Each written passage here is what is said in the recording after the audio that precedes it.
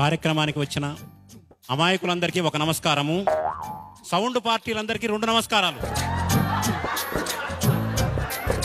ఇక్కడ మహిళామణులు సోదరీమణులు చాలామంది ఉన్నారు, వాళ్ళ కోసం చెబుతున్నాను. ఒకసారి అడిగారు నన్ను, ఆడవాళ్ళు మంగళసూత్రాన్ని కళ్ళకద్దుకుంటారు, చెట్టంత మొగుడు పక్కనున్నా కూడా ఆ మొగుడినే కళ్ళకద్దుకుంటే బాగుంటుంది కదా, మంగళసూత్రంలో బంగారం ఉంటుంది కానీ మొగుళ్ళో ఉండదు కదా అన్నాను. నాకు ఏ ఊరి వాళ్ళైనా ఇబ్బంది లేదు, కానీ ఒక బందర్ వాళ్ళంటే మాత్రం నాకు ఇష్టం లేదు. ఎందుకంటే బందర్ మా అత్తగారు ఊరు కాబట్టి. ఎంత ఆనందం అండి, మీరు కూడా నా టైపే అనుకుంటున్నాను.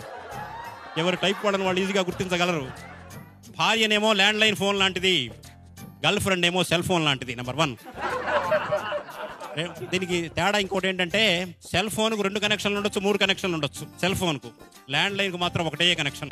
ఇంకోటి ఏంటంటే, సెల్ ఫోను చూడగానే ఎంత అందమైన ఫోన్ అయినా 20,000 30,000 పెట్టి కొన్నైనా ఈ పీసు మారిస్తే బాగుంటుంది, ఈ పీసు మారిస్తే బాగుంటుంది అనుకుంటారు.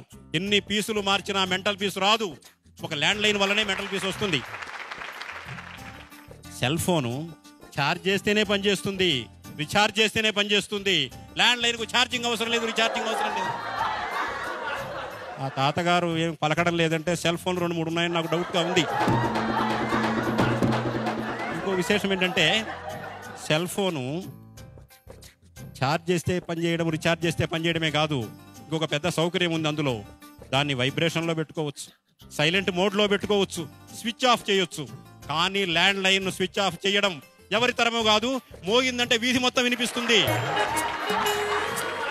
ఒకసారి జంచాల గారు నన్ను హాస్యావధానంలో ప్రశ్న వేశాడు.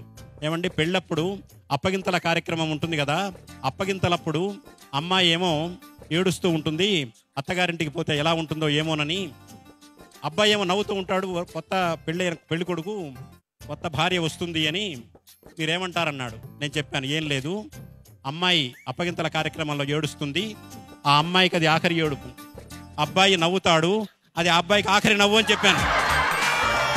చిత్రం ఏంటంటే, పెళ్లి చూపుల్లోనే ఒక మాయ ఉంది. అదేంటంటే, పెళ్ళప్పుడు అమ్మాయి అయస్కాంతంలాగా కనపడుతుంది పెళ్లి చూపులప్పుడు, పెళ్ళైన క్షణం నుంచి సూర్యకాంతంలాగా కనపడుతుంది. పెళ్లి చూపులప్పుడు అమ్మాయి మల్లె తీగలా కనపడుతుంది, పెళ్ళైన క్షణం నుంచి కరెంటు తీగలా కనపడుతుంది. కావాలంటే ఐశ్వర్య భర్తను కూడా కనుక్కోవచ్చు మీరు.